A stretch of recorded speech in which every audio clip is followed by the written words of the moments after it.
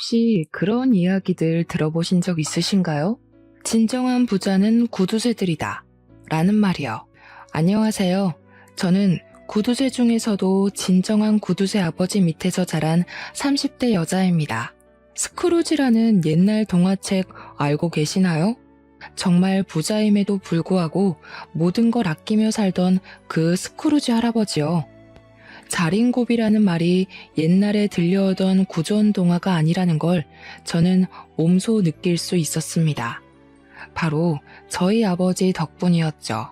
알고 싶지 않았던 아끼고 아끼는 그 삶을 저는 아버지 덕분에 한평생 체험을 하면서 살았습니다. 저희 아버지를 제가 스크루지 영감, 자린고비의 표본이라고 부르는 이유는 그거 말고는 다른 별명을 붙여야겠다는 생각이 전혀 들지 않아서였습니다.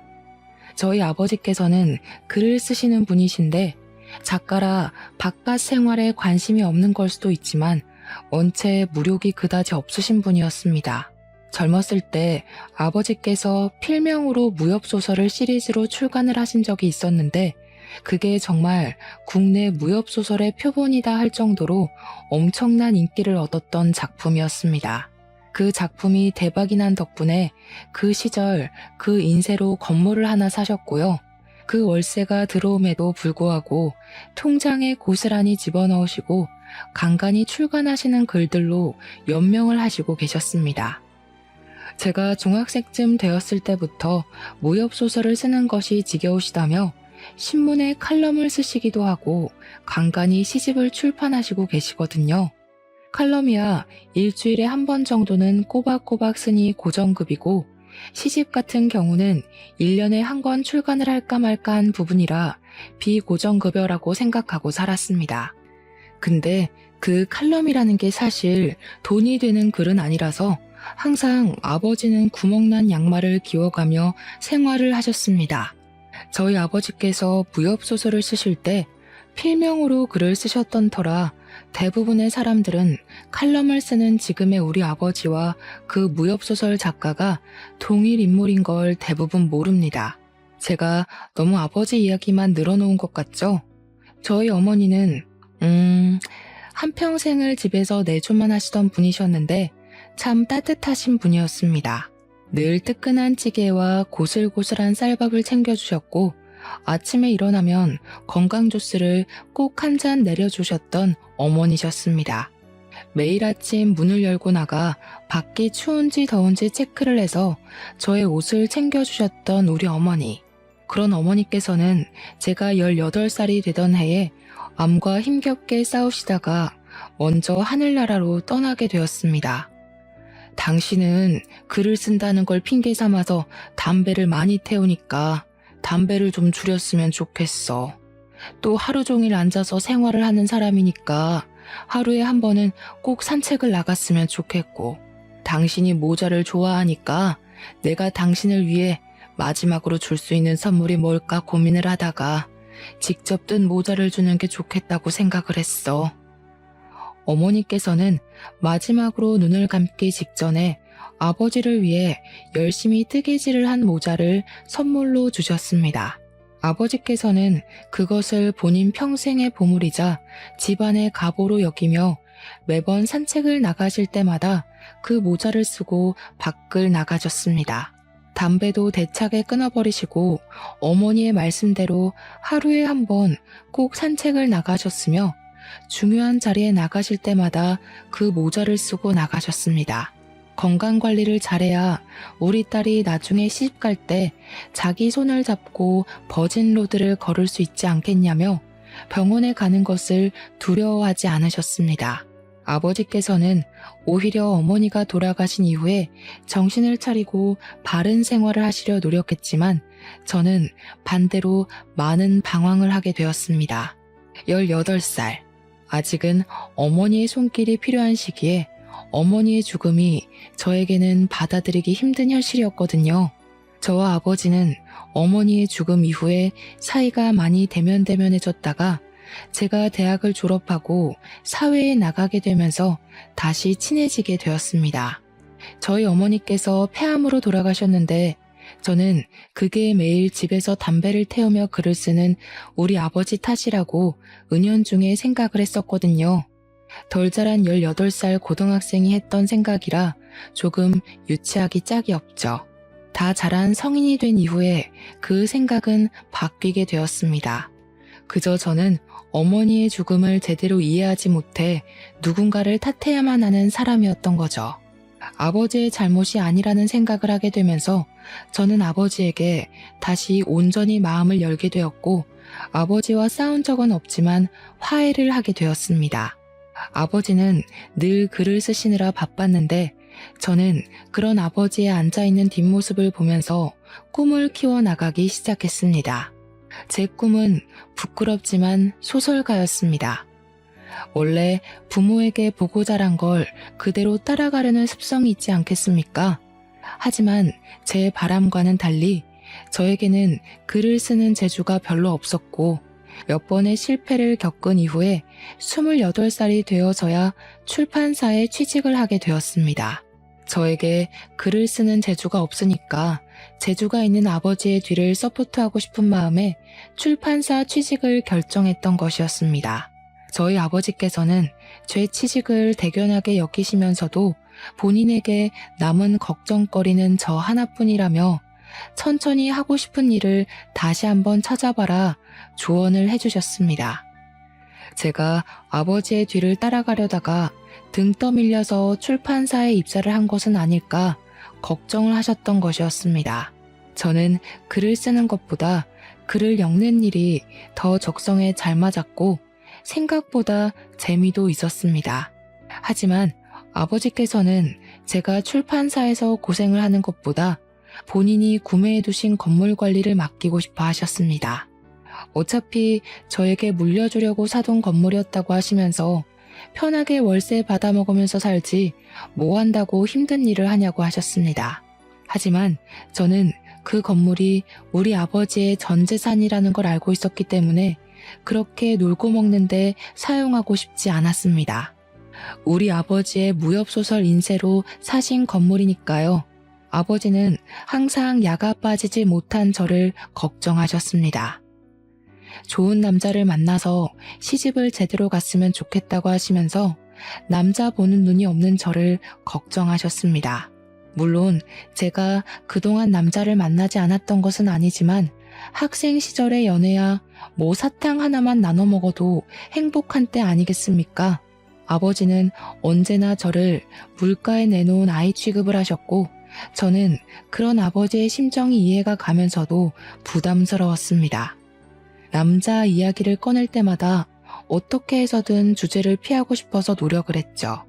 아무튼 아버지께서는 저의 남자 보는 눈에 대한 걱정을 매번 하셨고 저는 걱정하지 말라고 신신당부를 했지만 아버지의 바람대로 잘 이루어지진 않았습니다. 제가 출판사에 취직을 한 이후에 친구의 소개팅으로 만나게 된 남성분이 한 분 있었습니다. 소개팅으로 운명의 상대를 만날 확률이 얼마나 되실 거라고 생각하시나요? 저는 바늘구멍으로 소 집어넣을 확률보다 적다고 생각합니다. 남들이 보는 저의 성격이나 취향, 외모가 제가 보는 것과 매우 기준이 다르기 때문이라고 생각을 했죠. 별 기대 없이 소개팅을 나가게 되었는데 그 남자는 첫 만남에서부터 저에게 아주 적극적이고 지극정성인 남자였습니다. 솔직히 이름을 말하고 싶지도 않으니 만만한 철수라고 그 남자를 부르도록 하겠습니다. 철수 씨는 저를 위해서 매일같이 꽃다발을 사주었고요. 기념일이 되는 날마다 오늘의 향기를 기억하자며 향수를 선물해주던 남자였습니다. 제가 반짝이는 걸 좋아한다고 했더니 저에게 액세서리를 선물해주고 반짝반짝 빛이 나서 2배 더 예뻐진 것 같다며 너스레를 떨던 남자였습니다. 저는 그런 로맨틱한 모습에 푹 빠지게 되었고 철수 씨가 저에게 보여준 모든 이벤트에 감동을 하게 되었습니다. 저를 위해서 간이고 쓸개고 전부 빼다 줄 것처럼 굴었던 철수 씨에게는 딱 한 가지 아주 큰 단점이 하나 있었습니다. 그것은 바로 연인 간에 제일 지켜야 할 선을 지키지 않는다는 것이었습니다.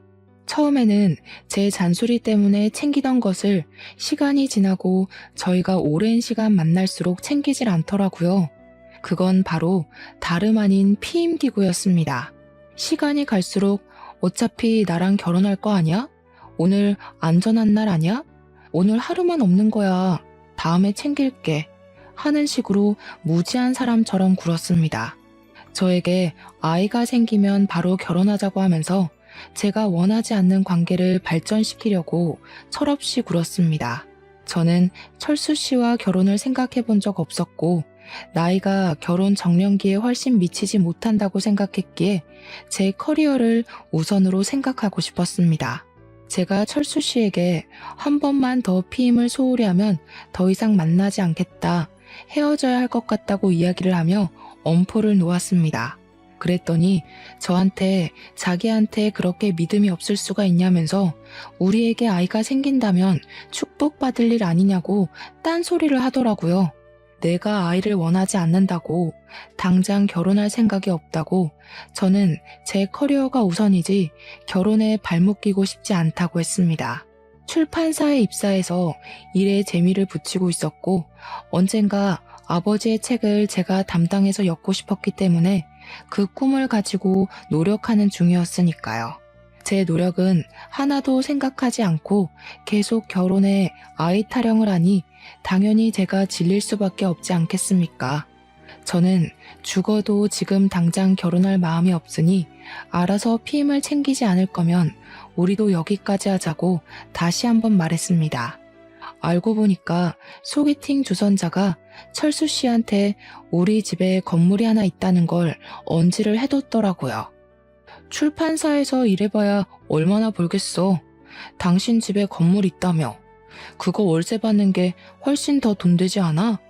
나도 나중에 가게나 한번 차려보고 싶었는데 당신 집 건물에서 가게 영업도 하고 그러면 얼마나 좋겠냐고.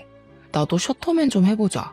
이 지긋지긋한 회사에서 벗어나고 싶다고.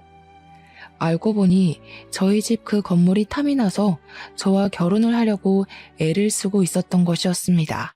변변치 않은 직장 생활을 하면서 건물주와 결혼을 하고 싶다며 노래를 불렀고 그걸 들은 철수 씨의 회사 동료였던 제 친구가 소개팅 자리를 연결해줬던 것이었습니다.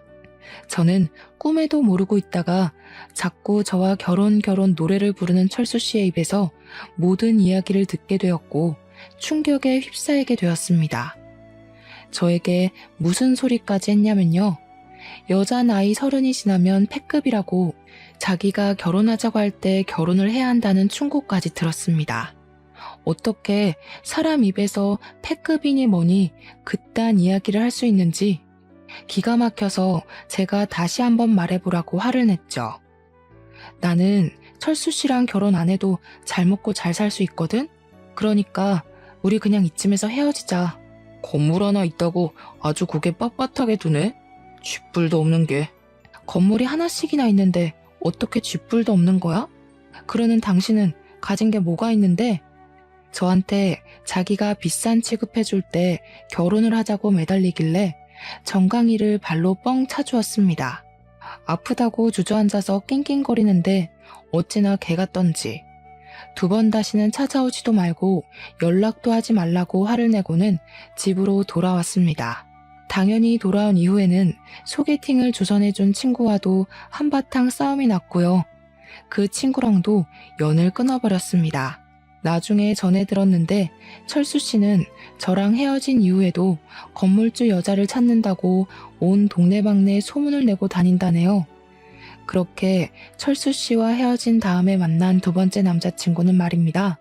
이놈도 길게 이야기하고 싶지 않으니 이름은 민수라고 하겠습니다. 민수 씨는 아주 얼굴이 잘생긴 편이었는데 잘생긴 남자들은 그거 아시죠? 꼴값을 떤다는 말입니다. 우연히 술을 먹다가 합석을 하게 되면서 안면을 튼 게 첫 만남이었는데 아무래도 술자리에서 만난 사람이니만큼 깊은 정을 주진 않았던 사람이었습니다. 아니나 다를까 여자가 어찌나 많던지 저랑 계속 연락을 하던 와중에도 다른 여자들을 두고 이리저리 각을 쟀더라고요. 다른 여자와의 연락이 끊이질 않고 어장 관리를 얼마나 잘한 건지 거의 아쿠아리움 수준으로 했어요. 저에게는 달콤하게 꿀바른 말투로 저밖에 없다. 난 늘 너 생각만 한다. 하면서 제 생일 선물로 뭘 줬는지 아십니까? 제가 진짜 차마 제 입으로 말하기가 부끄러워서 딱 한 번 인터넷에 댓글로 달았던 게 전부인데 글쎄 다이소에서 파는 인형을 주는 겁니다. 전 남자친구에게 받았던 선물 중에 제일 최악이 뭐야? 베스트 댓글에 올라간 댓글이 바로 제 댓글이었습니다. 다이소에서 파는 3,000원짜리 인형. 그게 제 30살 생일 선물이었습니다. 더 어이가 없는 건 제 생일 선물로는 3,000원짜리 인형을 줘놓고 지 생일 선물로는 명품 지갑을 사달라고 조르는 아주 제비 같은 놈이었다는 겁니다. 당연히 저는 무슨 말도 안 되는 소리냐고 나한테는 인형을 선물로 줘놓고 명품 지갑을 사달라는 게 말이 되냐고 화를 냈었습니다. 그랬더니 저한테 다이소에서 산 인형이 아니라 미국에 있는 친구에게 부탁해서 무려 비행기를 건너서 온 선물이라고 되려 방방 뛰더라고요. 미국의 무슨 유명한 편집숍에서 가지고 온 인형인데 어떻게 다이소 따위랑 비교를 할 수 있냐고요. 제가 어이가 없어서 민수 씨를 데리고 다이소에 직접 가서 그 인형을 들이밀었더니 그제야 겸연쩍게 웃으면서 어떻게 알았지? 미안해 하더라고요. 한 번만 봐달라고 자기가 뭘 하더라? 암튼 투자를 잘못해서 하필 돈이 없을 때 제 생일이었다고 변명을 하더라고요. 생일 선물로 다이소 인형을 받고 헤어졌다고 하기엔 저도 자존심이 좀 있어서 딱 한 번만 넘어가 주기로 했었습니다. 그런데 그 뒤로 저한테 이거 사달라 저거 사달라 아주 본색을 드러내더라고요. 남자친구한테 이거 하나 못 해주냐고 쪼잔하다는 식으로 말을 하는데 제가 왜 그걸 참고 있겠습니까? 당장 헤어지자고 나는 너한테 이런 거 저런 거 선물해주는 사람이 아니고 물주도 아니다. 다른 여자한테 가서 구걸해라 했습니다.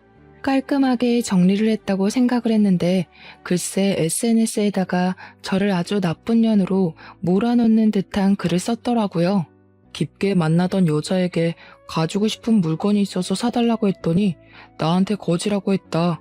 다른 여자한테 가서 구걸을 하라던 그녀.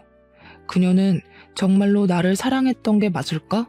이런 글을 써둬서 제가 기가 막혀서 콧물이 흐를 지경이었습니다. 그러더니 저에게 따로 연락이 와서는 저랑 만나면서 돈을 얼마나 썼는지 아냐고 돈돈 타령을 하더라고요. 그 소리 듣는 게 짜증나서 얼마 썼는지 일목요연하게 정리를 해서 보여주면 정산을 해주겠다고 이야기를 했습니다. 6개월을 만났는데 만나면서 저를 위해서 썼던 돈이 고작 112만 원이더라고요. 물론 제가 쓴 돈을 빼면 반의 반도 안 될 것 같았습니다만 거지 새끼가 계속해서 돈 타령을 하는데 제가 그 돈 못 줄 건 아니라는 생각이 들었습니다. 일주일에 한 번은 꼭 만난 것 같은데 고작 112만 원이 뭔가 싶긴 했죠. 계산을 해보니까 한 번 만날 때 4만 원도 안 쓴 것 같더라고요. 그래서 정확히 56만 원을 송금하면서 민수 씨의 112만 원어치의 사랑 아주 기가 막히게 잘 받았다고 비꼬며 연락을 했습니다. 더 웃긴 건 뭐냐면요. 헤어지면서 쓴 돈을 정산해서 반뚝 잘라보낸 게 저밖에 없었나 보더라고요. 아무래도 자기가 진국을 못 알아본 것 같다고 매달리더라고요. 다시 만나면 정말 잘해줄 수 있다. 다이소 인형이 아니라 명품 가방을 사주겠다며 저를 아주 속물 취급을 하더라고요. 며칠을 조르는데 귀찮아서 대답도 안 해줬더니 저한테 빼빼로데이라면서 빼빼로 한 개를 덜렁 기프티콘으로 보내더라고요. 하필이면 제가 편의점을 지나고 있었고 때마침 빼빼로 기프티콘이 도착했고 저는 입이 심심해서 그걸 바꿔 먹었습니다. 그러면 안 되는 거였는데 후에는 이미 늦었죠. 제가 바꿔 먹은 걸 알았는지 저한테 다음 주에 자기 생일이라면서 명품 키홀더를 가지고 싶다고 링크를 보내더라고요. 어이가 없어서 저도 기프티콘으로 빼빼로 한 개를 덜렁 보냈습니다. 우리 반반 정리하기로 했던 거 내가 잠시 까먹었지 뭐야. 그대로 돌려줄 테니까 너도 빼빼로 잘 먹고 앞으로 여자 등쳐먹을 생각하지 말고 성실하게 살아. 그러고는 바로 차단을 걸어버렸습니다. 다들 저와 같은 경험이 있으실 거라 생각은 하는데 전 남자친구가 되니까 어떻게 살고 있는지 궁금해서 SNS 염탐을 한번 해본 적이 있었습니다. 헤어진 지 한 3개월쯤 지났을 때 우연치 않게 생각이 나서 몰래 들어가서 구경을 했는데 아주 가관이더라고요. 저랑 헤어지고 나서는 정말 이 여자 저 여자 다 만나고 다녔던 건지 댓글에 너 만난 이후에 성병에 걸렸다부터 시작해서 임신한 것 같다고 연락 한 번만 주라는 댓글도 있더라고요. 더 충격적인 건 그 댓글들을 단 사람들이 전부 다른 사람이라는 것이었습니다. 진짜 저는 잘생긴 남자는 만나는 게 아니다 하는 생각을 가지게 되었죠. 그 뒤로 한 2년 정도는 남자라면 치가 떨려서 만날 생각은커녕 연결고리조차 가지지 않은 상태로 지내다가 종합 선물 세트 같은 남자를 한 명 만나게 되었습니다. 제 나이 33살에 만난 남자였는데 정말 종합 선물 세트라는 수식어 말고는 다른 말이 떠오르지 않는 사람이네요. 도대체 대한민국에 살고 있는 멀쩡한 남자들은 누가 다 채간 겁니까? 제 몫의 남자는 왜 한 명도 없는 건지. 이 남자 또한 이름을 불러주고 싶지 않으니 영수라고 부르겠습니다. 아니 이 새끼는 정말 마마보이의 식탐꾼의 진상까지 전부 가지고 있는 대단한 남자였습니다. 저는 어릴 때부터 어른을 보면 인사를 해야 한다고 배웠고 인사성이 얼마나 중요한지에 대해 부모님께서 귀가 닳도록 설명을 해주셨습니다. 그래서 서비스업에 종사하시는 분들을 보면 공손하게 말을 하고 하대하지 않기 위해 노력을 하는 타입이었습니다. 식당에서 종업원이 뭘 가져다 준다거나 하면 감사합니다 하고 인사를 하고 택시를 탈 때에도 안녕하세요 하고 목적지를 말하는 편이었습니다. 그런 건 사실 기본적인 예의라고 볼 수 있는 거 아니겠습니까? 더불어 사는 사회인데 삭막하게 예의 없게 굴 필요는 없는 거잖아요. 제가 영수 씨와 함께 택시를 타고 이동을 하고 내릴 때 감사합니다 하고 내리니까 저를 짝 째려보면서 이야기를 하더군요. 자기 돈 내고 타는 건데 뭐가 감사해? 택시비 내가 냈으니까 나한테 감사합니다 해야 되는 거 아니야? 택시기사는 저게 직업이잖아. 당연히 자기가 해야 할 일을 했는데 왜 감사하다는 소리를 들어야 해? 너 왜 이렇게 해퍼? 해퍼? 어떻게 그런 소리를 나한테 할 수가 있어? 그리고 무사히 여기까지 데려다 주셨는데 감사하다고 인사할 수도 있지. 사람이 뭐 하나하나 그렇게 따져가면서 인사를 하고 그래? 이런 건 기본적인 예의인 거잖아. 그게 내 여자친구가 외간 남자한테 끼 부리듯이 이야기를 하니까 문제인 거지. 아저씨한테 왜 끼를 부리고 그러냐? 짜증나네. 하면서 저한테 괜히 말도 안 되는 트집을 잡는 게 아니겠습니까? 도대체 어른에게 인사를 한 게 왜 끼를 부리는 건지. 그리고 택시기사 아저씨 나이가 저희 아버지 연배는 되어 보였는데 그런 사람을 두고 제가 끼를 부렸다고 이야기하는 것 자체가 너무나도 기분이 나빴습니다. 저를 마치 저질스러운 사람으로 보는 듯 했고요. 게다가 음식점에 가서도 똑같은 짓을 하고 있더라고요. 제가 계산하고 나오면서 잘 먹었습니다 하면서 나오니까 똑같은 시비를 또 거는 겁니다. 자기 돈 주고 먹은 건데 저 사람이 공짜로 뭐 준 것도 하나 없는데 왜 잘 먹었다고 이야기를 하냐고요. 매번 도돌이표로 반복되는 시비에 저는 점점 지쳐갔고 인사 하나에도 의미를 두는 행동에 때리고 싶은 충동도 일어났습니다.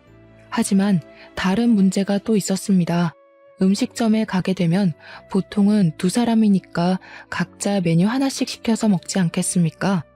그러면 꼭 제 메뉴까지 자기가 다 처먹고 앉아있는 겁니다. 파스타 집에 가면 자기는 느끼한 거 싫다고 토마토 파스타를 시키고 저는 크림 파스타를 좋아해서 크림 파스타를 시켰거든요.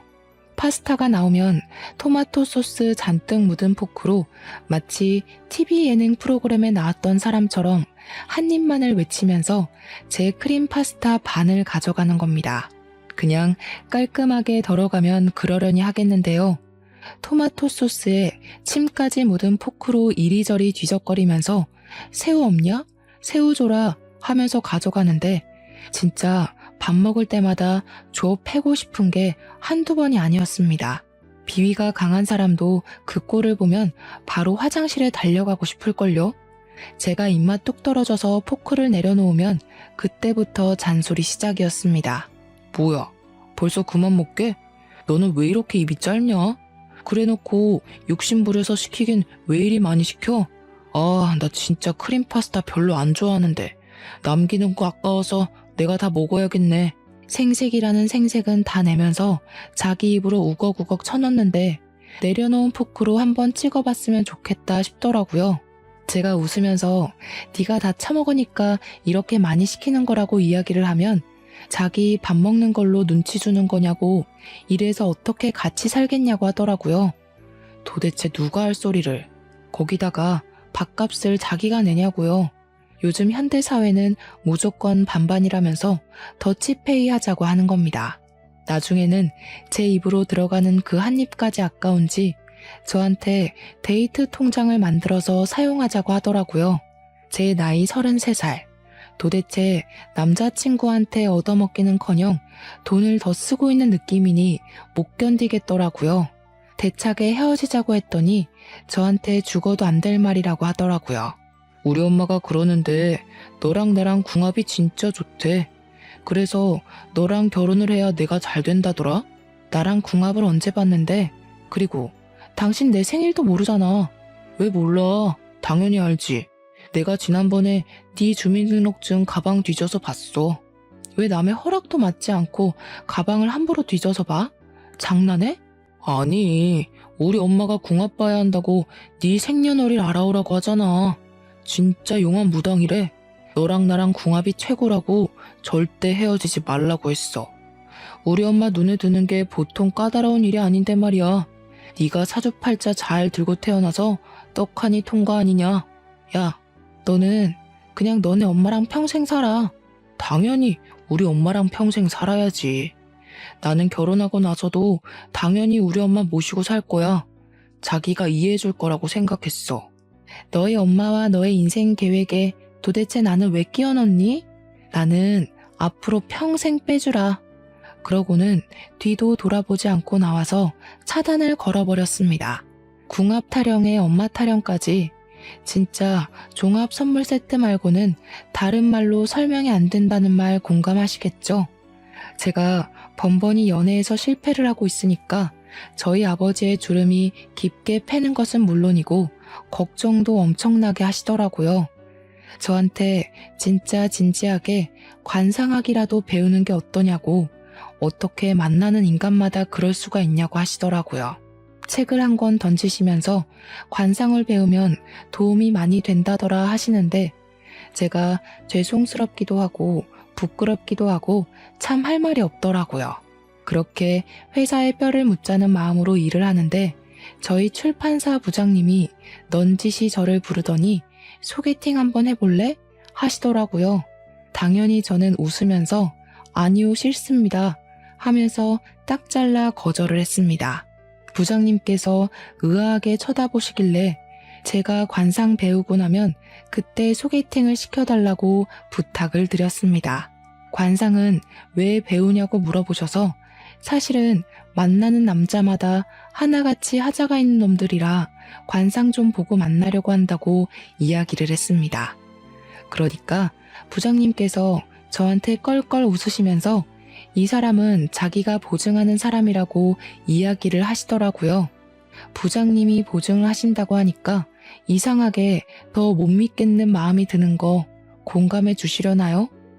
원래 남자가 말하는 좋은 남자만큼 나쁜 남자도 없다고 하잖아요. 그래서 웃어넘기고 말았는데 그날 이후로 부장님이 계속 한 번만 만나보라고 말씀을 하시더라고요. 사람이 진짜 진국이라고, 저도 본인이 무척이나 아끼는 사원이니까 둘이 만나봤으면 좋겠다고, 너무 잘 어울릴 것 같다고 말입니다. 하필 부장님께서 직접 주선하시는 자리이다 보니까 제가 거절을 하기가 좀 애매하더라고요. 한 번, 두 번이면 괜찮은데 얼굴을 마주할 때마다 그 소리를 하시니까 결국 저도 한 번만 만나보겠다고 아니면 바로 도망칠 거라고 이야기를 했습니다. 솔직히 연이은 실패로 인해서 대충 자리만 때우다가 나와야지 하는 마음으로 기대감도 없이 나갔습니다. 근데 첫인상이 너무 좋으신 분이 앉아있는 거 아니겠습니까?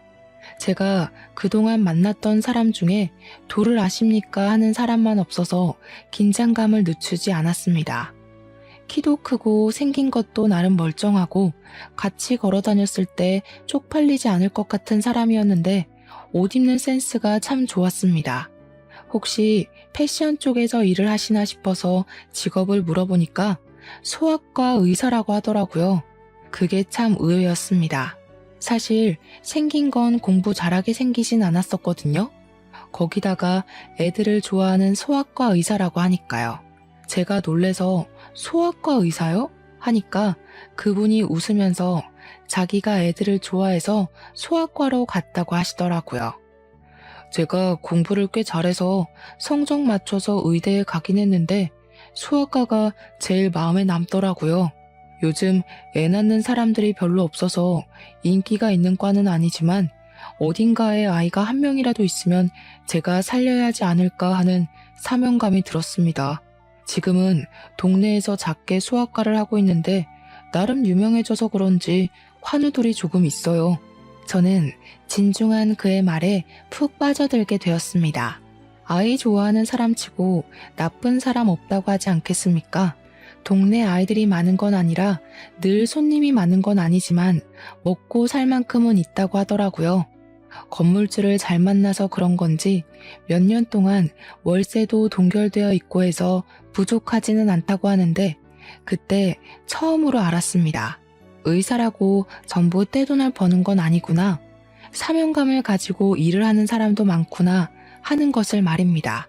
제 나이가 35살일 때 만나게 된 인연이라 그런지 탐색전이 생각보다 꽤 길게 이어지게 되었습니다. 아무래도 제가 그전 연애에서 당한 것들이 꽤 많았고 나이도 있는지라 조심스러워지는 건 어쩔 수 없더라고요.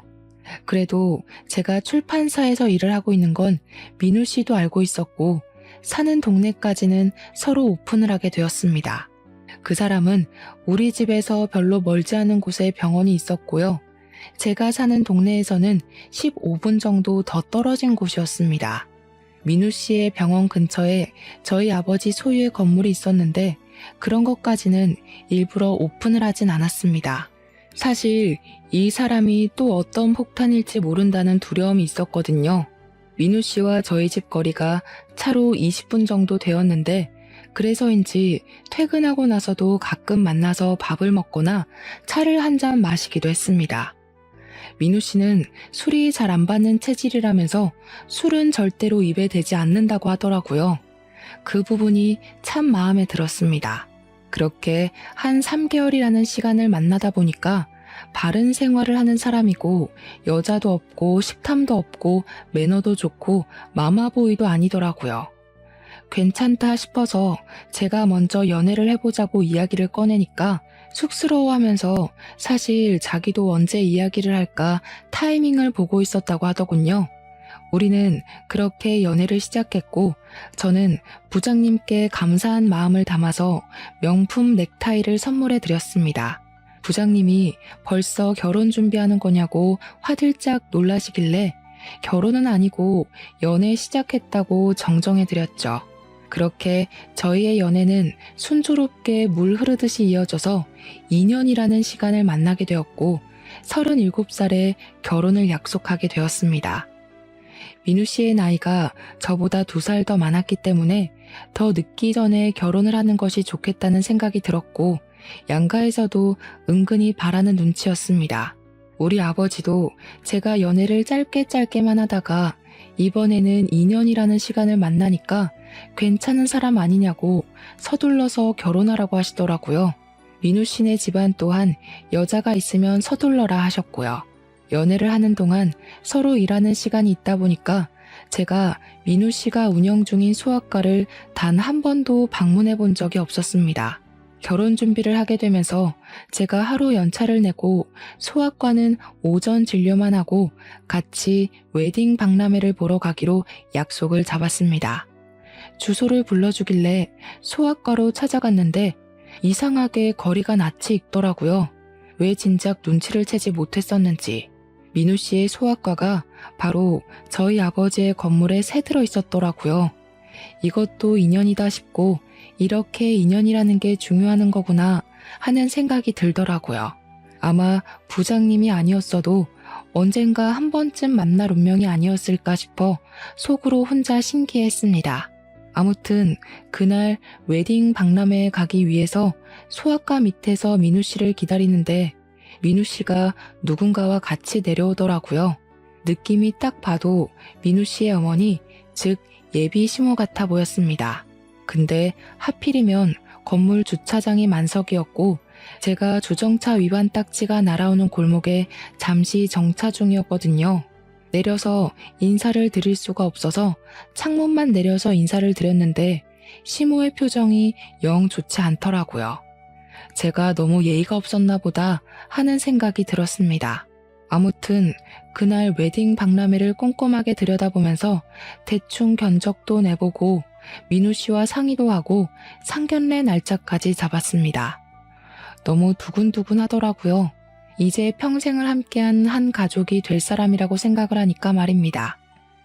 고대하던 상견례 날이 되었고 시부모님과 우리 아버지 그리고 저와 민우 씨까지 만나서 밥을 먹기로 하고 예약까지 마친 자리에 가게 되었습니다. 아버지와 제가 먼저 가서 기다리고 있었고 곧이어 민우 씨 가족이 들어왔는데 예비 시모의 표정이 영 좋지 않더라고요. 뭔가 제가 마음에 안 드시나 보다 했는데 민우 씨까지도 좀 불편한 기색을 보이길래 눈치를 채고 말았습니다. 시모가 반대를 하고 있는 결혼이라는 것을요. 그날 우리 아버지께서 평소에 잘 입지 않아 색이 바랜 양복을 입으셨고 어머니께서 떠주신 뜨개 모자를 쓰고 나오셨거든요. 딱 봐도 볼품없는 행색이다 보니 시모가 계속 어휴어휴 한숨을 내쉬더라고요. 시부는 시모에게 그만 좀 하라고 눈치를 주고 남편은 제 눈치를 보고 있었고요. 제가 그냥 대놓고 말씀을 드렸습니다. 어디 불편하신 부분이 있으신가 봐요. 그러니 시모가 찬물을 벌컥벌컥 들이켜시더라고요. 저도 기분이 별로 좋지는 않았지만 우리 아버지께서 혼자시잖아요. 어머니 없이. 그래서 뭔가 마음이 좀 그러셨나 보더라고요. 아버지께서 우리 딸이 부족할지는 몰라도 심성은 곱고 착한 딸이라고 잘 부탁드린다고 이야기를 하셨습니다. 먼저 저 자세로 나가니까 제 마음 한편이 또 울컥해지더라고요. 분명 탐탁치 않아서는 어른들 앞에서 우리 아버지가 고개를 숙인 게 미안하고 고맙기도 하고요. 시부가 아니라고 우리 아들도 부족함이 많은 아이라고 같이 주거니 받거니 하려는데 시모가 말을 확 가로채더라고요. 우리 아들이 의사인데 뭐가 부족해? 차고 넘쳐서 흐르는 지경이지. 그러자 민우 씨가 시모를 막 말리더라고요. 제발 가만히 좀 있으시라고요. 속이 시커멓게 타는 기분이라 저는 물이 절로 들어갔습니다. 아무튼 불편한 공기가 쫙쫙 흐르는데 시모가 결국에는 입을 열고 하고 싶은 이야기를 하시더라고요. 제가 참 속이 시끄럽습니다. 우리 아들 의사로 키우는 게 결코 쉽지 않았거든요. 택시기사로 일하는 우리 남편, 주방일 하는 제가 겨우겨우 키워낸 아들입니다. 처음에 소아과 개업했을 때 얼마나 뿌듯했는지 모릅니다. 병원에 환자가 많은 건 아니지만 먹고 살 만큼은 되니 넉넉한 처가 만났으면 하는 바람이 있었죠. 근데 부족해도 너무 부족한 거 아닙니까? 이야기 들어보니까 글쟁이라고 하시던데 예전부터 글쟁이들이 가난했죠. 글쟁이라는 단어가 솔직히 기분이 나빴습니다. 어머님, 글쟁이가 아니라 작가라고 합니다. 너 지금 나 가르치니? 제가 솔직히 남자 하나는 잘 골랐다 싶었는데 시모가 이런 폭탄이라니 정말 환장하겠더라고요. 시부랑 남편이 시모에게 예의 없이 행동하지 말자고 시모를 나무라시더라고요. 내가 천성이 나쁜 사람은 아니고 그냥 속이 상해서 그렇습니다.